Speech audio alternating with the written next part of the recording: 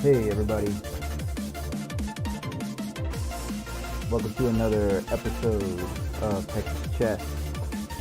Talk to me in the chat, let me know you guys are around. Let's see here.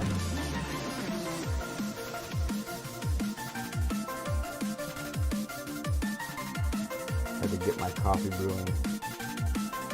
Anybody drink coffee this late at night? Okay. And if the music's too loud, I will turn that down. Okay. Thank you for letting me know. Grady Willis, glad you're here too. What kind of coffee are you drinking tonight? I got some kind of espresso roast from our awesome friends at HEB.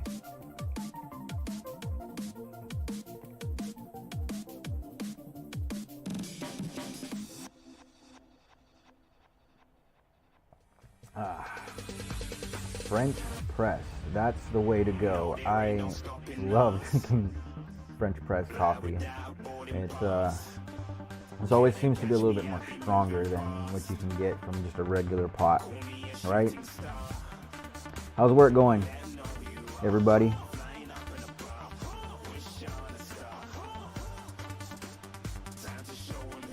I had one of those killer days, super demanding, and some wild and crazy students sometimes. You gotta put them back in line, you know. Keep them focused. What's going on?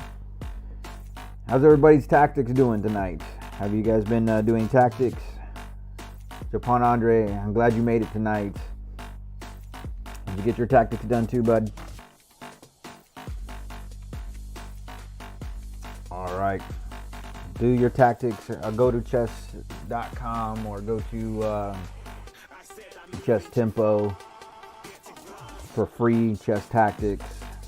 Eventually I'm going to get an overlay, so we can do some tactics together, some tactics training, because I try to do about 30 minutes a day or more if I can, and to continue just to stay active with the tactics here, because when you're playing chess, you know, you're fighting all the time, and you want to be sharp about it too.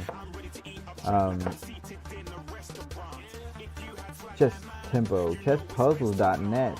Okay. I haven't been there. Is it a paid thing too?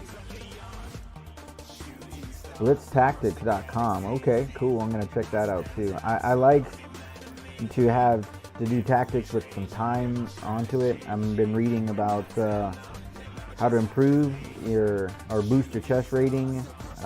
This international master is like preaching that there's different ways to do your tactics. You can do his method is the woodpecker method. Have you seen that kind of method done before in chess? Anybody? It sounds ridiculous, but just kind of what I'm doing here on this program is called Pishka, means pawn, but this program I got years ago, and this is one of the really great chess programs, but it doesn't really work too well on newer computers. Anyways, the tactics that are on here, he's got like over 2,000 puzzles, and what you're trying to do in the woodpecker method is you take about 100 puzzles and you try to burn them into your head by going over all 100 in a sitting, if you can. It kind of goes like as quickly as possible, and as you're doing it,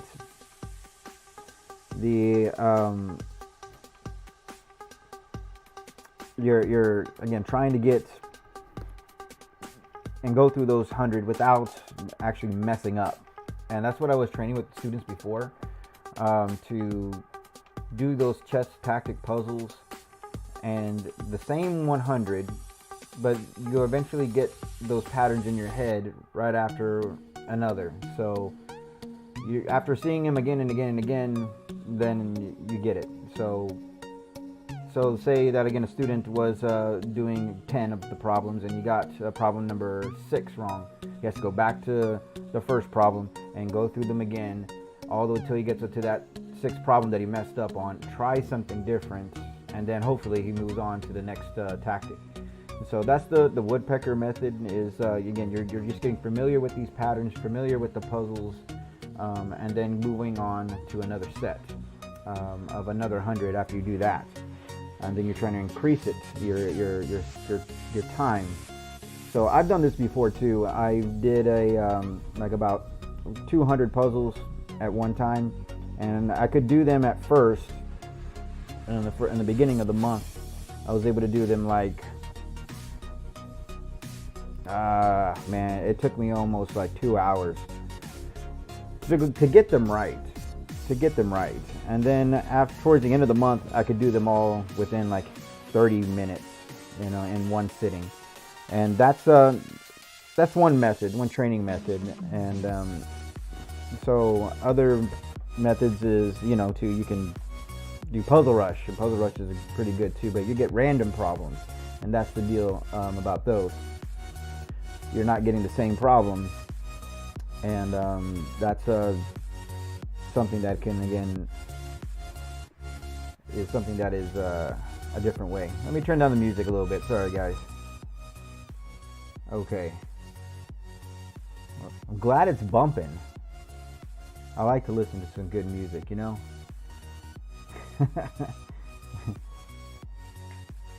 Let's see here. Anyways, my chess master, he's coaching me, and he's getting around 2,400. He's telling me that the best way to do it is to get an old book. I would use Fred Reinfeld's 100 Winning Chess Tactics, or Sacrifices and Combinations. It's like an orange book now. They used to have it in the old language.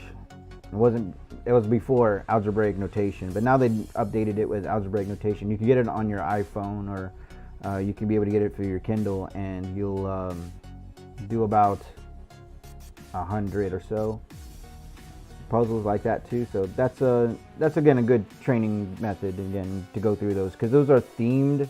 You're doing all the forks, you're doing all the pins and the skewers, they're all together, so you get familiar with that type of tactic.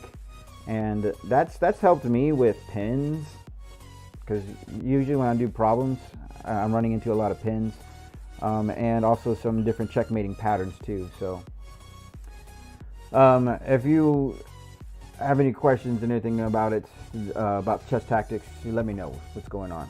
Okay, so anyways, we are on this problem right here.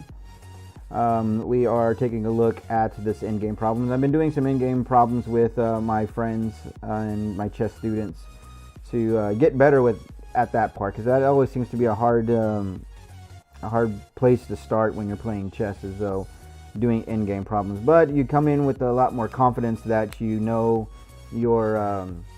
what to do during the in-game. And we've been talking about putting our king in front of our pawn. And if we put our king in front of the pawn when we're on the attacking side, then we're going to have enough space to help our pawn to get promoted. So we got a pawn that's on c3. We're trying to get him to c8 up at the top. But that enemy king is doing the strategy that we've been talking about. He's keeping his king in front of the pawn.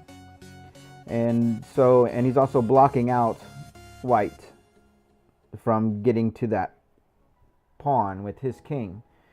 So we got a bishop here, and not too many people really enjoy having a bishop in the endgame too, because it's a little tricky. I prefer it because the bishop is able to go from one side of the board to the other side very, very, very quickly. So let's see here. Oh, yes, another great chess book is How to Beat Your Dad at Chess. That shows a lot of themes that are related to checkmates. Get familiar with those kind of checkmates, and that way your chess play gets a little bit easier as you're going here. Hey, all the new people that are jumping in. Kevin Rahel, thank you for following me. I noticed when I jumped onto the stream, and glad that you're able to make it tonight. Again, if anybody has any chess questions, you let me know so I can answer them for you, and they're in the chat room. Okay, so what should we do here? Well, that black king is going to be coming towards that white pawn, so we can't allow him to do that. The idea that we need to try to play is to get our bishop, and we're going to move our bishop right next to the enemy king. We want to walk up our pawn then on that next move to c4, and then what's going to happen next is we'll be able to get some initiative here, opposition, squeeze out that king, and then moving our king closer to help out that poor, pitiful pawn. So yes, the king is going to take Gritty Willis. Thank you, man. And then as soon as that happens, what white is going to do next is he's going to create that pawn wall, or that wall between the two kings. Squeeze him in like this. And now black is in opposition. He can't go down around over here to try to get to white's pawn. So he's got to go up. And what's the next move, people? What's the next move? I want to quiz you guys here. So shout out here. What does white need to play? Does he need to get his king in front of the pawn, like we've been talking about, or should we just go ahead and push the pawn? Pushing the pawn. All right, let's take a look at that. If he pushes the pawn, then the king is getting in front of that pawn, and he again is trying to control that queening square c8. Very good, guys. Now we have that opposition that we're trying to wrestle from him. King comes over to c5, and black's not just gonna, he's not gonna do anything. He's not making any progress. So we continue to move up like this. Now the king is just really like lost here, because now I just start pushing forward, and he's got to watch my pawn become a queen. Run for your life. Run for your life. Queen. Let's go get him and checkmate him. All right, now if you're having problems with that, you really need a chess coach, and you need to do some lessons with maybe another coach. I don't know. Find somebody that can help you to get this checkmate problem down correct. All right, moving on to the next problem, everybody. Let's take a look at what's going on here. All right, once again, the key ideas that we're trying to remember is to keep our king in front of the pawn here. Now, I covered this with Japon Andre the other night when I was doing chess lessons here. These knight pawns are tricky, and if they're tricky, you got to realize what is going to be, in theory, a draw pawn and which one's going to be a winning pawn. So let's see here in the chat. I want to hear you guys give me some in your energy here. What should white be trying to do here?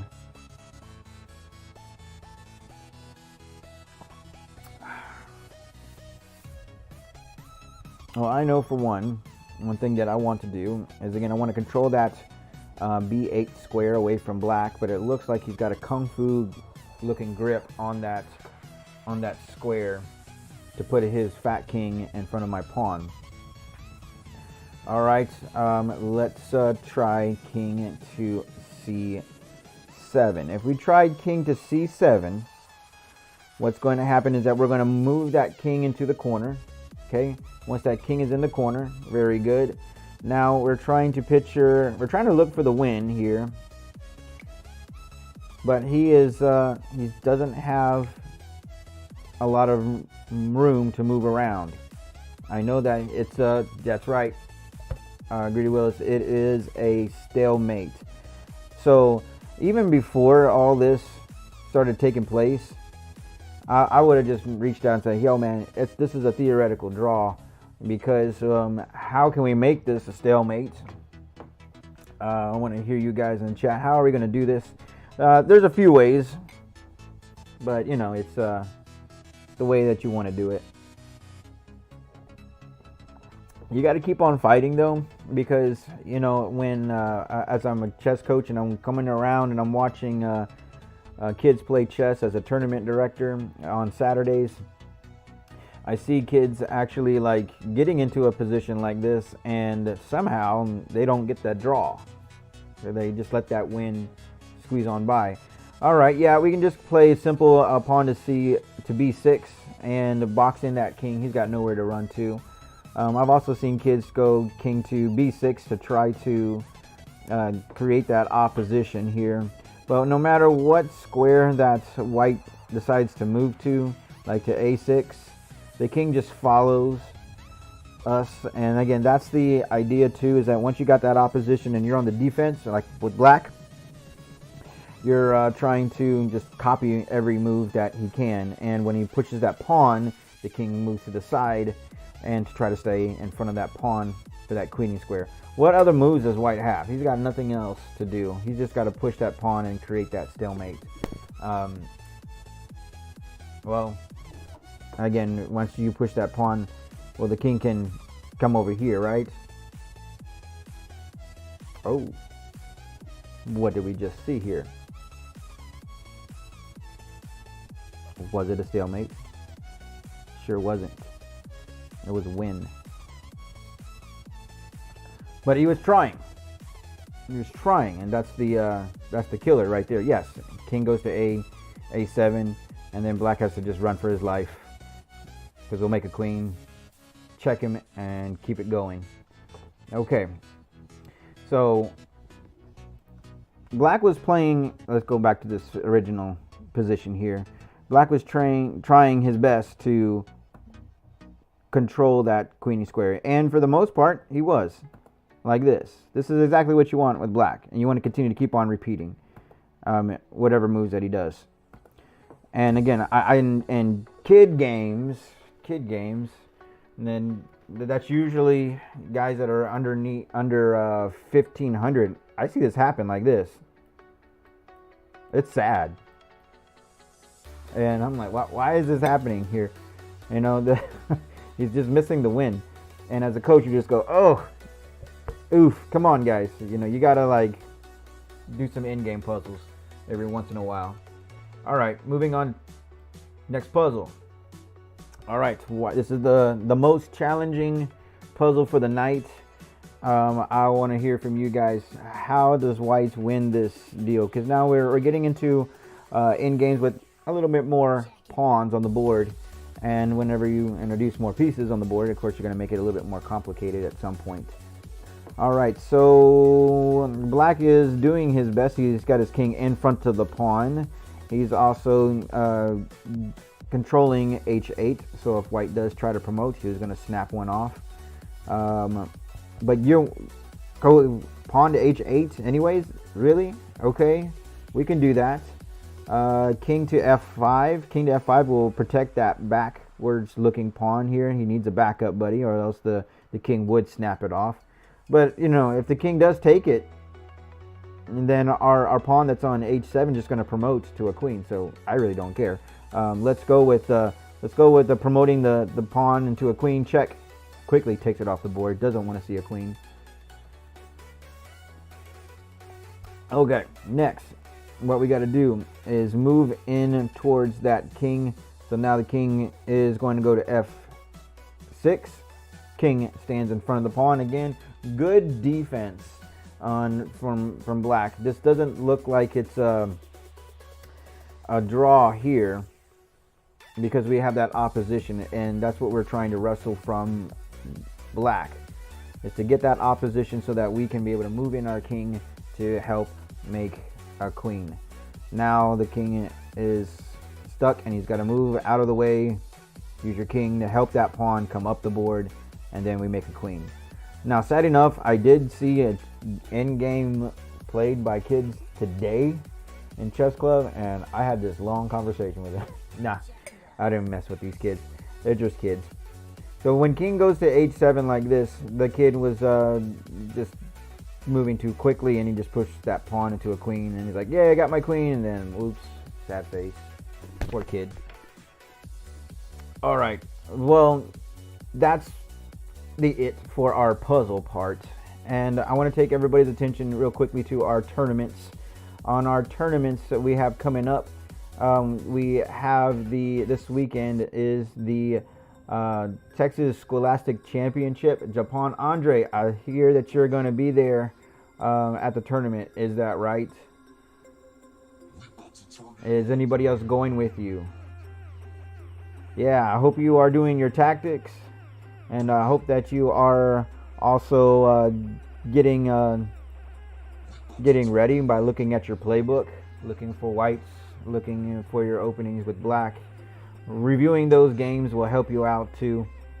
If you need any chess equipment, people in the chat, go to wholesalechess.com. Use promo code LOGIC that we have here, and that way we can set up you get a discount.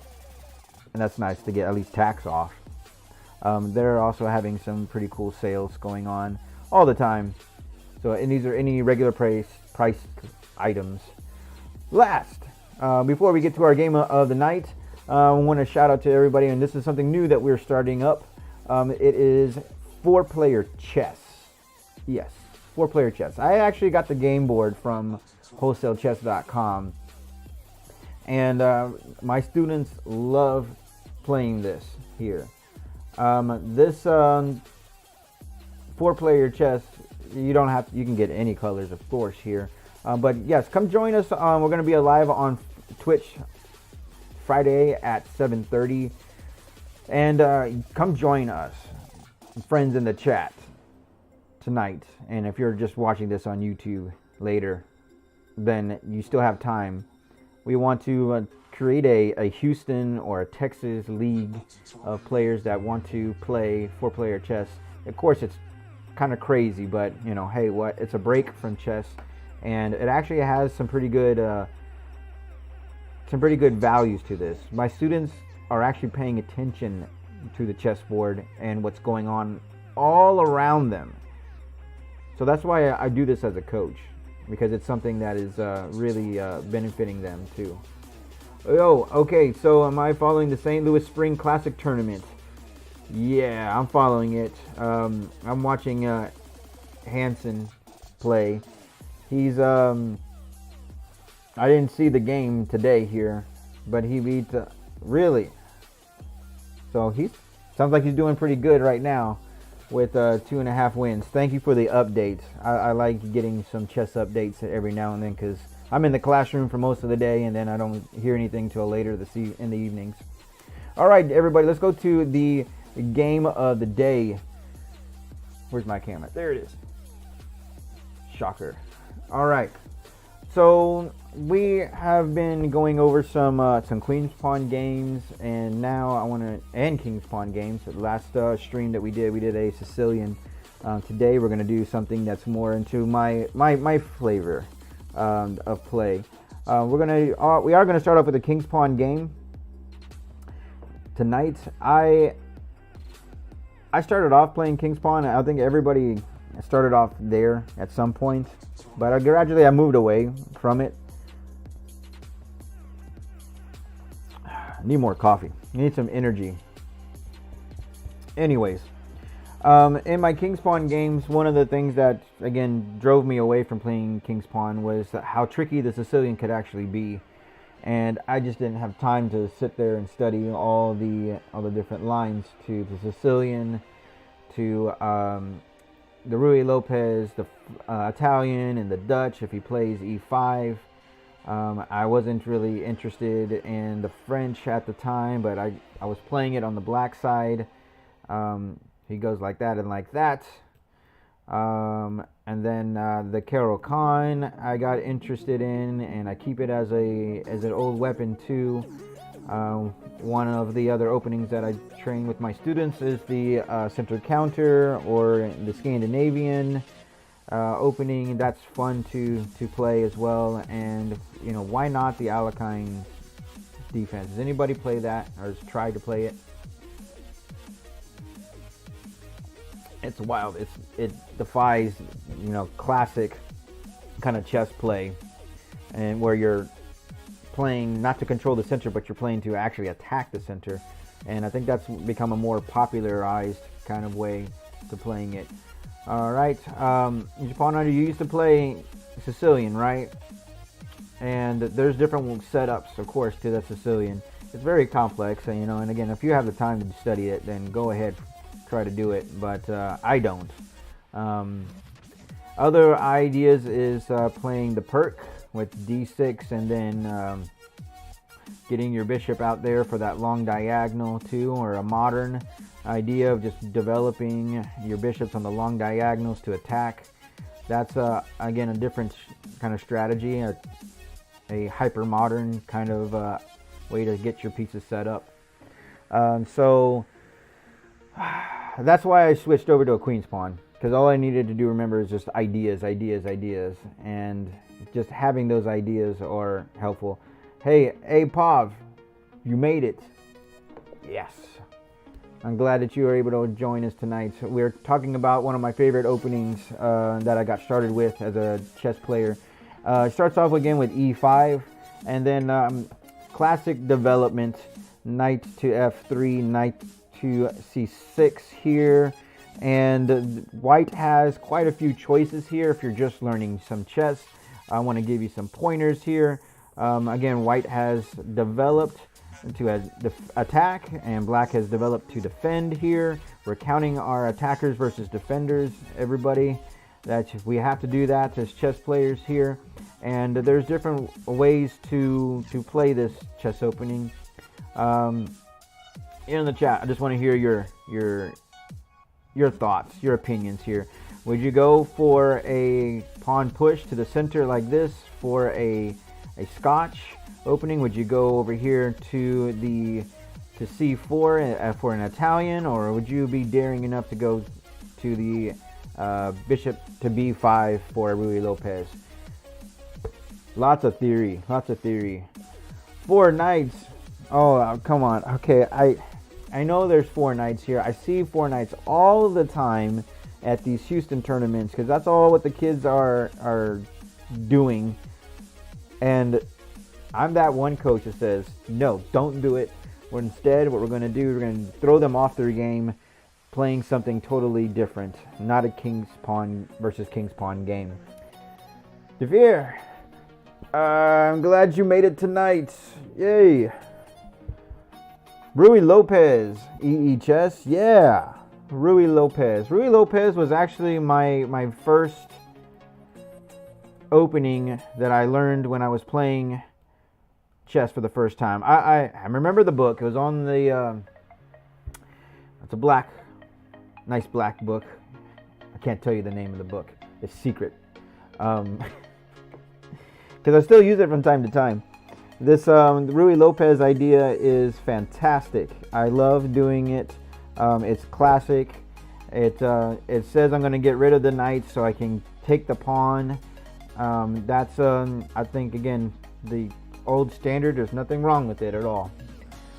Commonly, I see a6, and sometimes I would also getting attacked here. I would go back.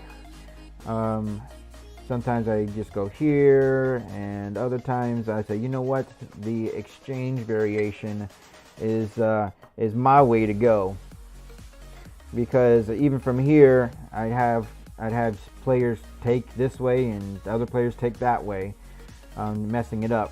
But anyways, it was an opportunity to be able to take that pawn too. Lots of traps. There is theory to this opening. I'm not going to get deep into this at all. It's just pretty tricky for both sides of the board here. So one of the other defenses besides a6 to provoke the bishop to make a choice, declare your intentions, then what happens is that and a very popular way to play is with knight to f6. This is the Berlin defense. It's a very solid way to playing the Ruy Lopez, and it was one of my favorite ways to play, as even on the black side too. This is again a game that can go into so many different directions here. There's lots of good moves for white here. What you want to remember is that after you have control the center, develop your pieces, you need to get ready to castle. So castling is probably the prime move that you want to play in this position right away. And in king pawn openings, what you want to remember is that castling early is a good thing, because you won't get stuck in the center and get attacked early. A lot of my students have been caught up into that as well. They got their king just stuck up there and too busy trying to develop an attack so early. So let's see here. In the game, queen goes to e2 as defending both things on the board. That's a nice idea, but I think that, again, castling is a little bit better. There's no rush and everything to play this move here. Again, if you know the theory, and you go ahead and you castle on the king side. Oh man, what happens here? Do we lose the pawn? Well, it looks like, again, white has forgotten to that pawn here, and there he goes. He's going down here. So the move to play, or a move to play next, is you can play rook to e1 and to start getting ready to pin some pieces and pawns. But I think the best way to control this opening is to play, again, d4. This bishop is now coming alive and controlling all of the dark squares on the board. And again, theory, as you have to know, is he's got to go back here. He cannot take it. If he does take it, he starts to get a really tricky life here when he starts getting attacked. So now the knight's attacked, and when the knight's attacked, he plays like a move like d5, queen takes, and this pin is something that I just don't care for. I don't like in this. So again, theory and knowing what to do and the chess opening is important, and I spent too much of my time as a chess player trying to memorize the theory lines so I could be able to get an advantage when I really should have been doing a lot of tactics. You know, you live and you learn, but again, I spent so much money on the Ruy Lopez trying to study this thing. So what matters the most is just following principles, and you are going to be just fine when you're playing chess. So queen to e2 defends both bishop and the pawn at the same time. d6 gives the pawn a backup buddy, but that pin now is becoming a absolute pin. That knight cannot move, so that knight can become a target in this chess opening. So the best way to play this again is to break open that center here. You got a backup buddy here.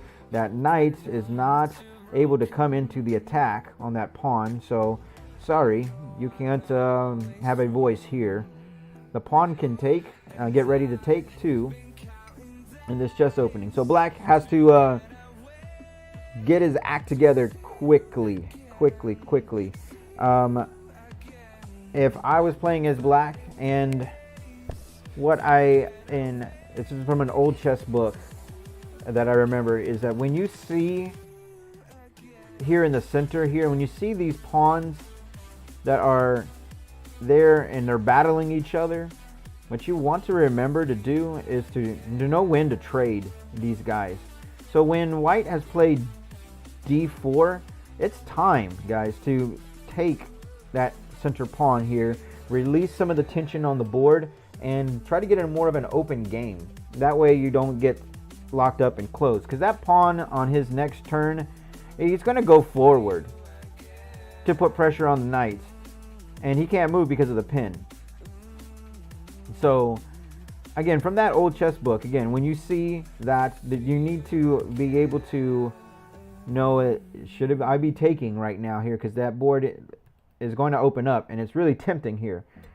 I would take, but you know, chess players will play a move like this, bishop to d7, and saying, go ahead, you know, if you push the pawn.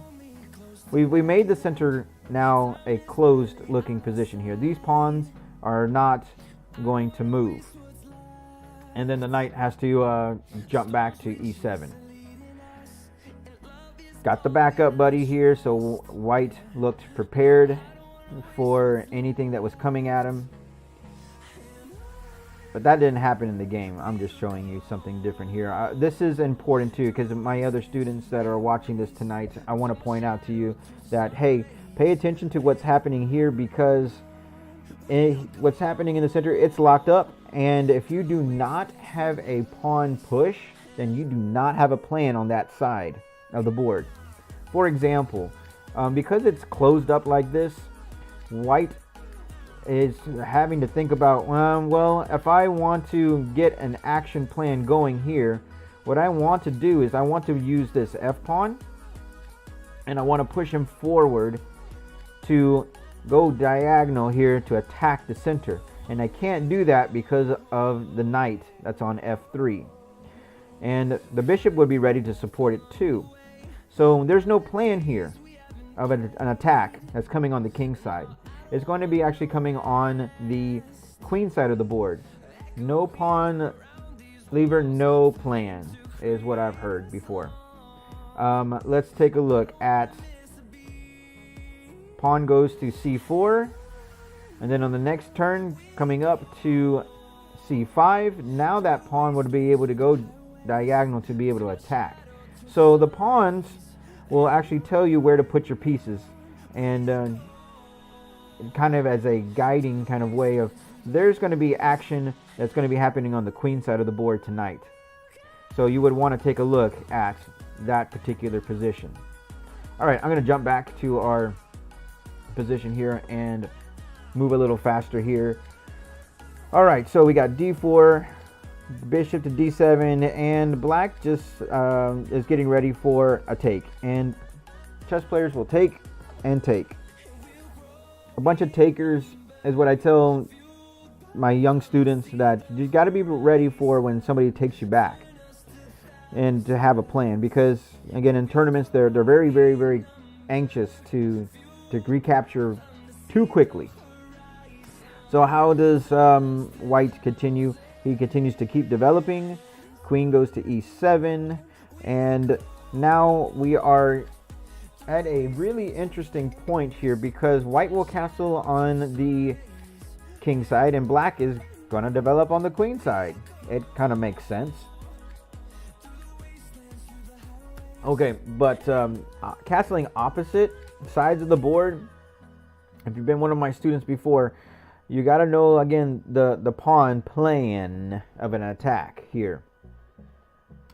Just because you guys castle on both sides, on opposite sides of the board, doesn't mean that the king is safe.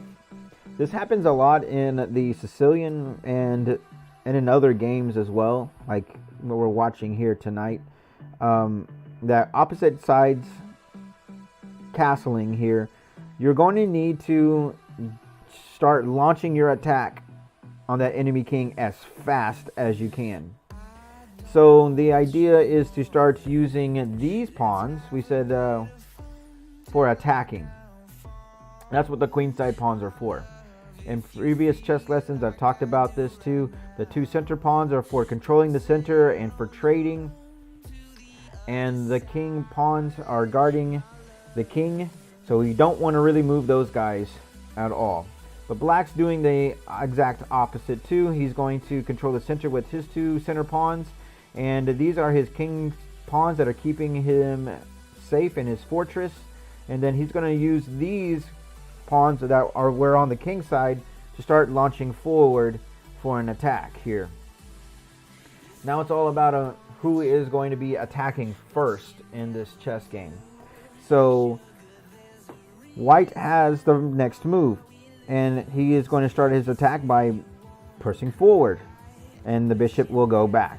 Again, we have launched a closed position here like this, and we have no pawn moves. I was telling you I wanted to move that c pawn to go forward up some more, and that way I could be able to have some kind of a plan of attack and ruin black's pawn structure.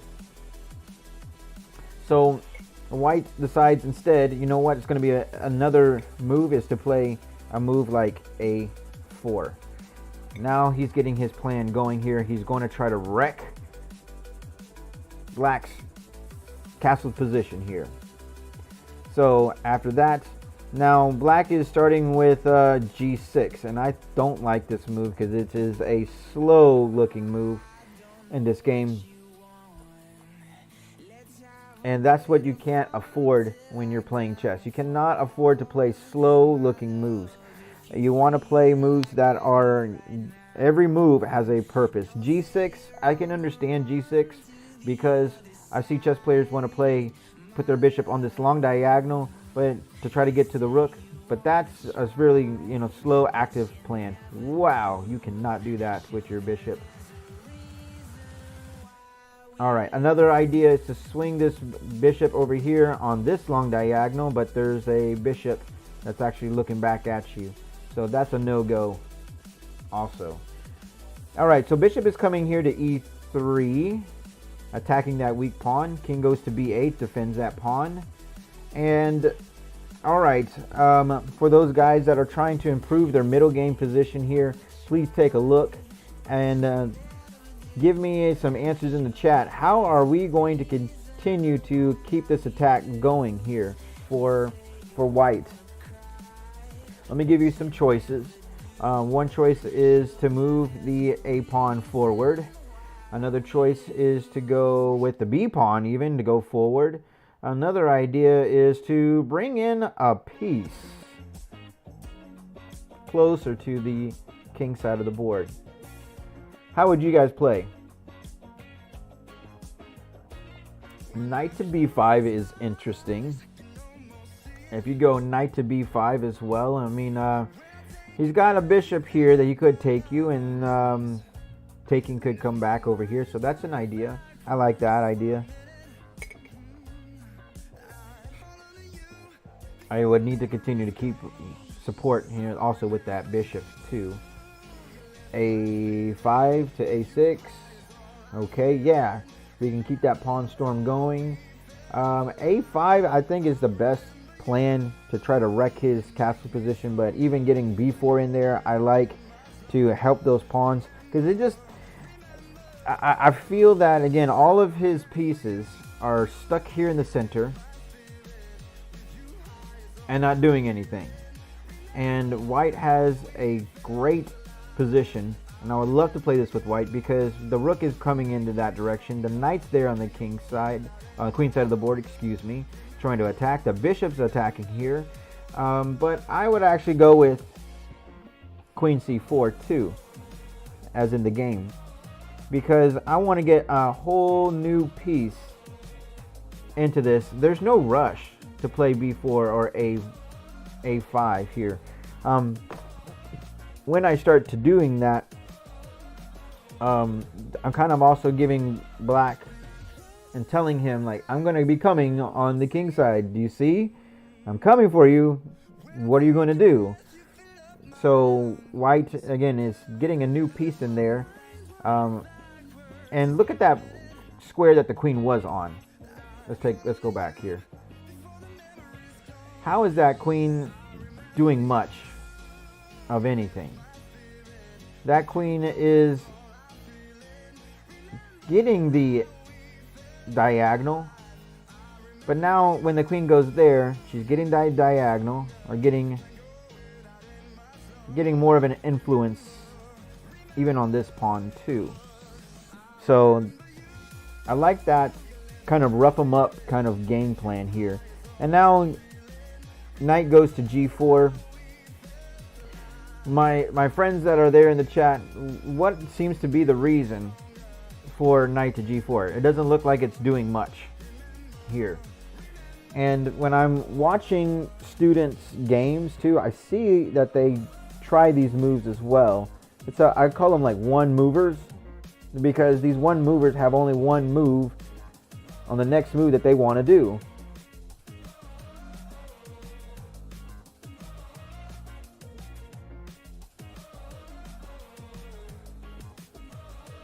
This one move plan that white has, or black has, excuse me. Yeah, is he attacking the bishop? Right. That's his one move plan, because he doesn't like that bishop coming there on the king side, attacking that pawn on a7. So what? Yes, I'm going to move my knight into the game. I want to go knight to b5, and I don't care if that knight does take my bishop here, because once I got my knight into the game here, my queen again was attacking, eyeballing c7. So black's in a big mess. Now he's coming to the queen side of the board in the corner, and I can still take that knight back. My rook is going to have a party later. And this knight, again, I'm going to find a good home for him. Probably bring him over to the queen side as well for some attacking fun. I'm not worried about rook to c8. If he goes that, then I'll just drop back. And with the renewed threat of checkmate, again, he's just asking for punishment. Go ahead, take my knight, I dare you. Alright, so he does take it, so what? Discovery check to your miserable king. King goes to the center here. What next? Ooh, I was talking to my students about this today too. Just put that rook on 7th heaven. There's too much trouble for white. It's just game over. Mate in a couple moves, I think. Alright, jump back to our position here. So, after knight goes to b5, he is not interested in taking that bishop. Yes, he would get roasted. Absolutely. So he's going to say that knight is a troublemaker. I'm going to take that guy off your hands for you. And, ooh. There's lots of things that we can do to this position here. This is getting really saucy here. Hey. All right. Quiz time again. We're about to wrap this up here. We can take with the pawn. We can take with the queen. Or we can do something different. We could go for this check over here. Let's take a look. And clearly, again, as I've been coaching with my students here, look for the checks first. So let's look at bishop going to a7. See if it wins us anything. Because in captures is also a way for us to try to get closer to checkmate as well. Because when I'm looking at this position, I'm seeing that I have rook, I have queen, I have bishop here ready to go and attack that white king on the board, a black king on the board, excuse me. So an attack will work really well with 3 or more pieces. That's what the takeaway that I want you guys to have tonight. If you are playing chess, try to attack with 3 or more pieces on your chessboard here. Okay, so bishop takes. H-town represents. That's right. That's right. Let's go here and takes with check here. Well, black has 3 immediate choices here now how to answer this. Of course, he doesn't want to be checked, so this looks interesting of taking. His next choice is to run over here and avoid the checks. And over here to c8, also to avoid it as well. Well, let's see here. Let's go with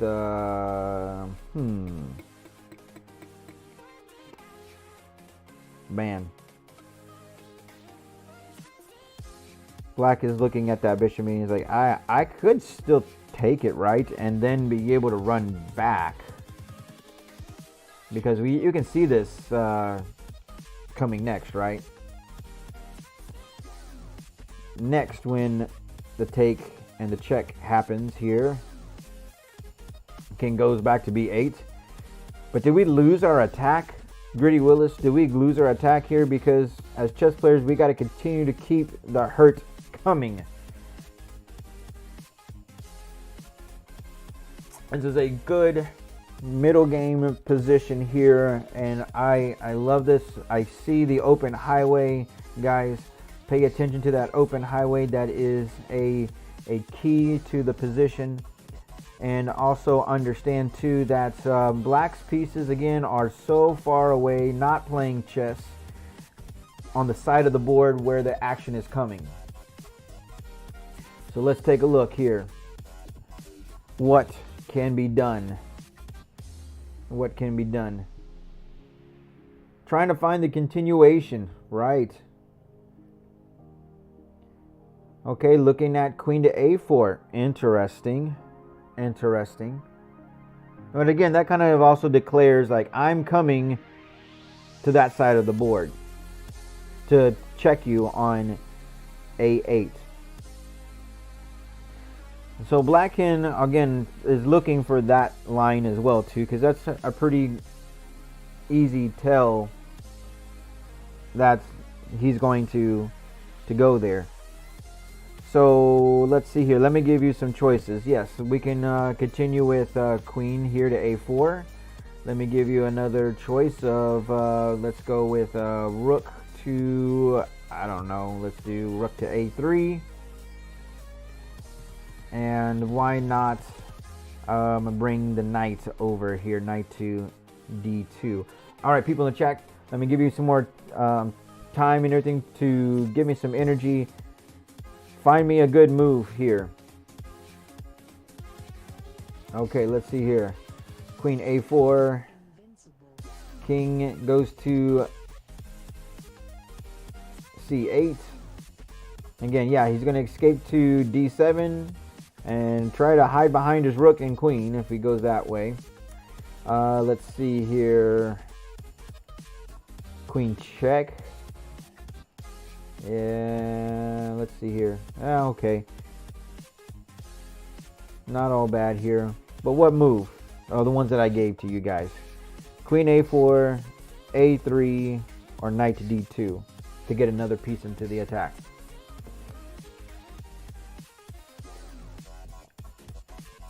B6.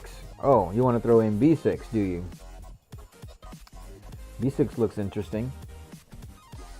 If we do B6, then he doesn't have to take. But it is a very strong looking pawn. Okay.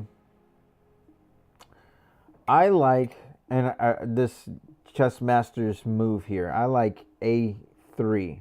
Okay. If we do A3 like this, what we're doing is we're doing a little bit of a rook lift. If you're familiar with that term, we lift up one rook and bring the other rook behind it. But also at the same time, the plan is to bring the rook maybe over here to C3. Now we got doubled up over here on C7. And again, that other rook that could go to A1 is kind of like the winning move here. So what's going on? Hey, Coach Bryant. Yay, you made it. Hooray. I will try to do my best here to raid your stream here. Are you ready for tonight too?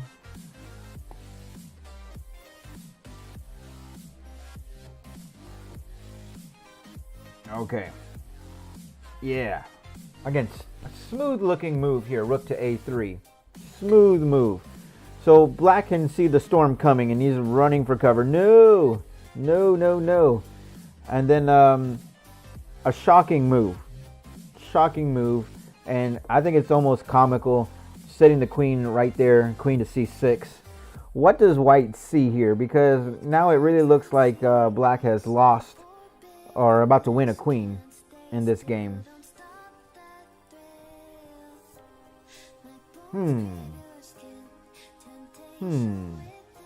What to do?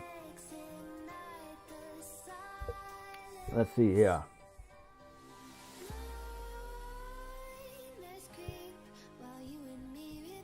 Okay. So what? Black resigned. He quit. He's like, no, this is over. What did he see?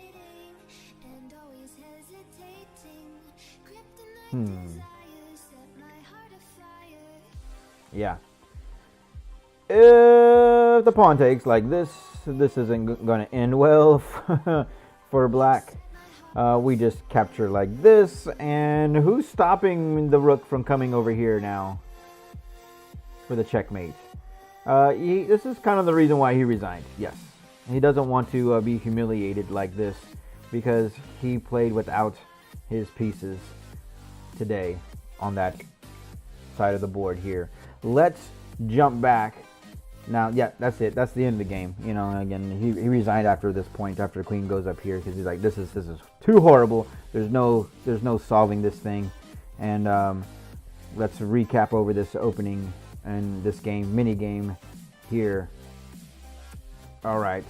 So again, we started off with e4, e5, controlling the center, developing our pieces, nice and calm, and you know, defending, controlling the center again, trying to break things open here. And again, in Black's play here, what made it difficult for him is that the moves that he was making were too slow. And then we reached this critical position of castling on the opposite sides of the board. And I think Black didn't need to do the castling on that side of the board. I think he needed to continue with his development because his pieces, again, are super cramped. After castling, and again, your takeaway tonight is the faster attack is going to win. So what you're going to do, again, is castle, start pushing for the initiative, and again, Black's just trying to hold on to everything.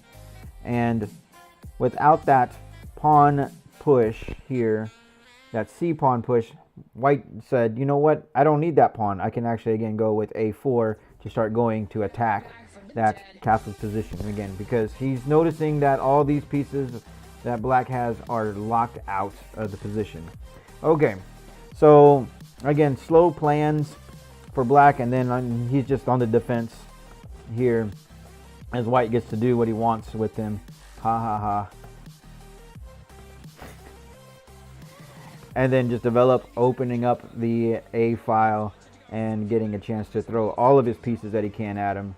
And you know, why not make a funny looking checkmate? That's pretty nasty. All right, Coach Bryant, hang on. I am going to send the viewers to you in just a little bit.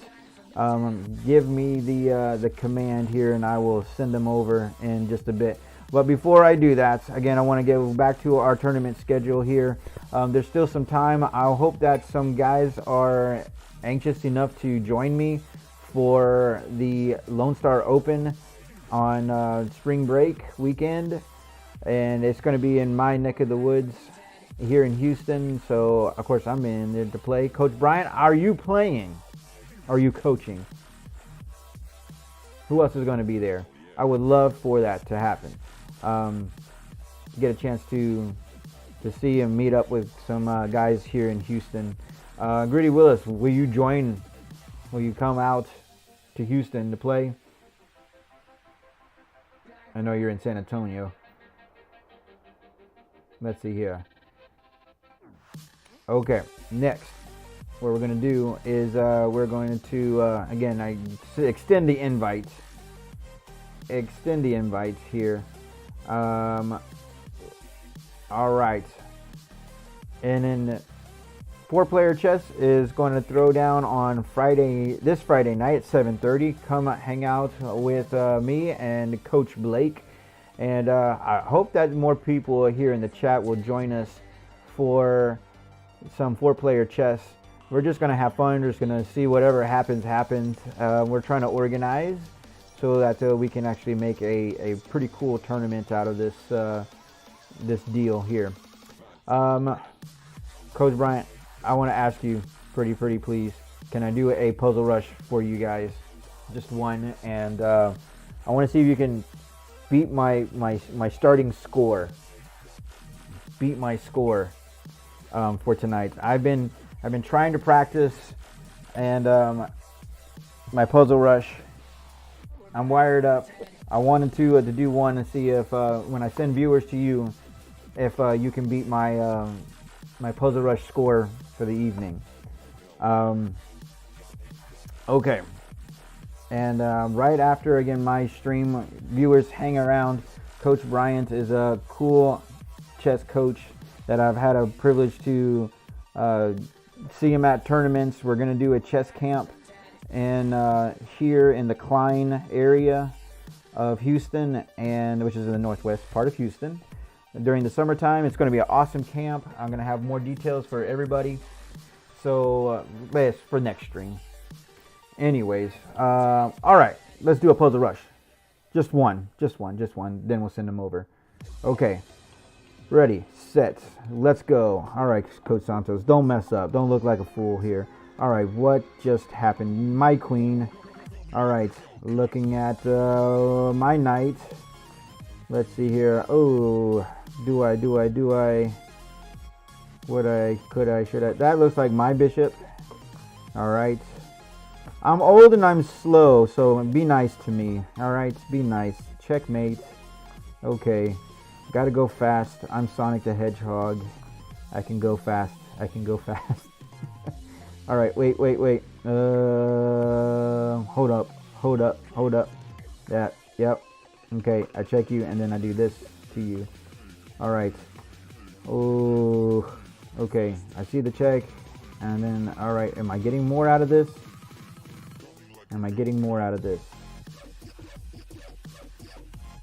All right. Yeah. Okay. Some of these puzzles have been tricking me. Okay. I take you, and I take your rook, and then I take your knight, and you cry. All right. How to make him cry, says Coach Santos. That's going to be my new book. Let's make him cry. Let's go here, and ooh, that bishop is hanging out there in the middle of nowhere, but this is a fancy tactic I've seen before. Takes, thank you. Oh, puzzle rush. Okay, hold up. Let me see. I can do this. I'm not that old. All right, what are you gonna do when I do this, dude? What are you gonna do? He's gonna go rook over. Then I can go check. Okay, cool. Yay. So far, so good. No mess ups here. Okay, I can just take your rook. No, I can't take it. I'm pinned. Awful idea. But if I remove the bishop, then I can take your rook. All right, let's go here and come on, people in the chat, give me some energy. Help me out. Let's go with check. No, wait. How can I? Come on. Old man syndrome. Let's do. Oh, goodness gracious. This is going to be the one that I mess up. I'm slow. All right. I will practice more, Coach Bryant. I will practice more. Let's do. All right. I have to throw something out there. Let's go with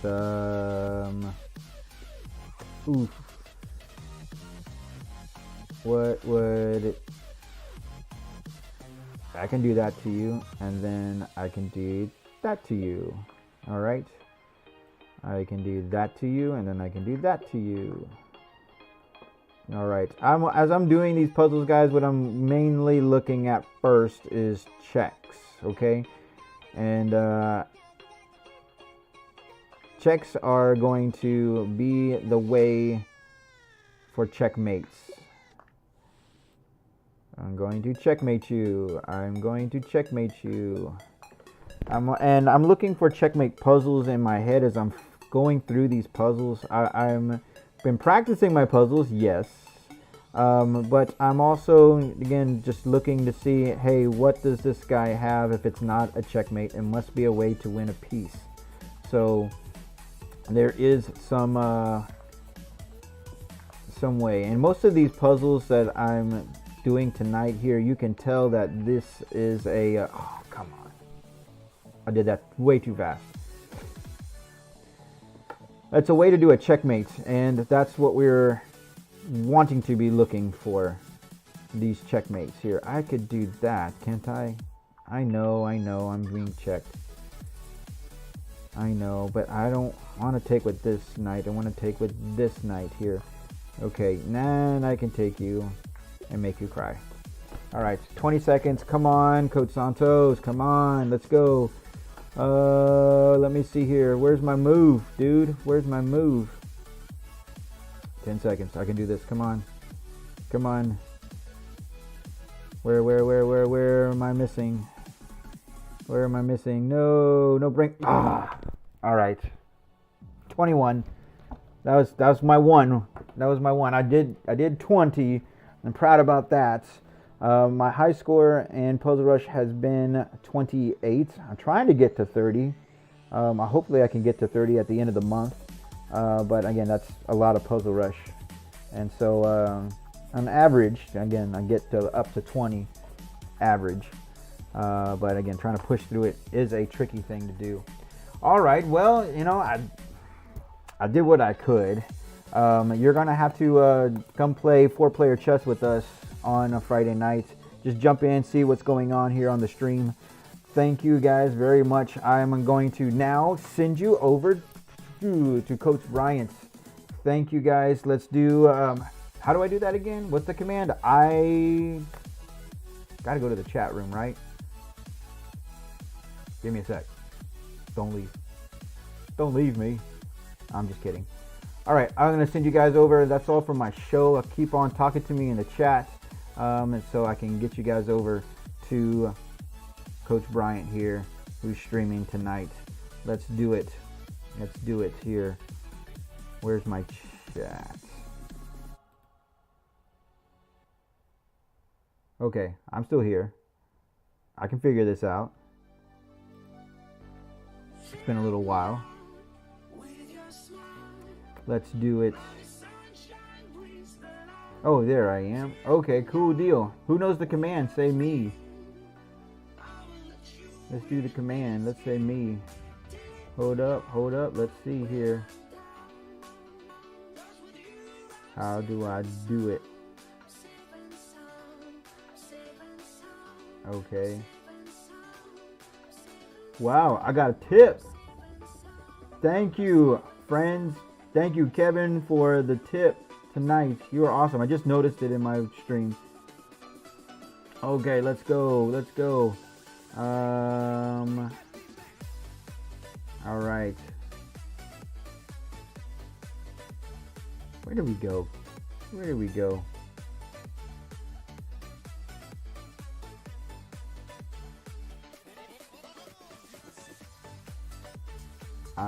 Viewers. Oh, it's, how do I get that I though? Exclamation mark.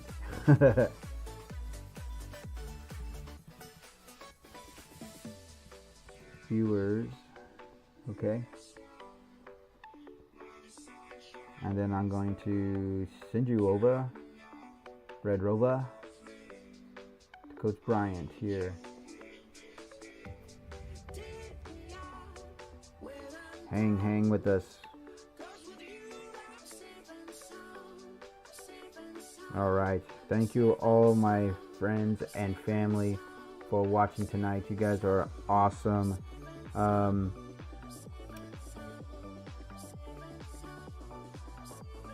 glad you guys made it tonight. Okay, I'm contacting Central Base to get you guys over.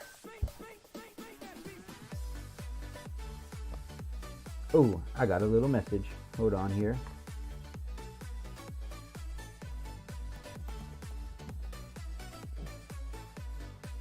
Okay, am I coming Thursday? Yes, I'm going to be there Thursday.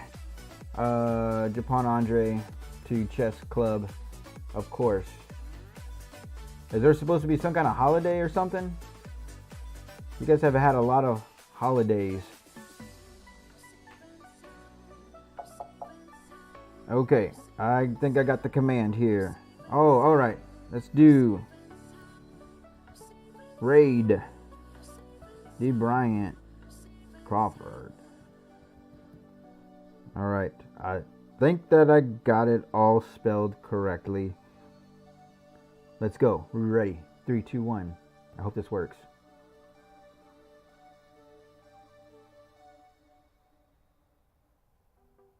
Yes. We're ready to go. Let's go. Okay.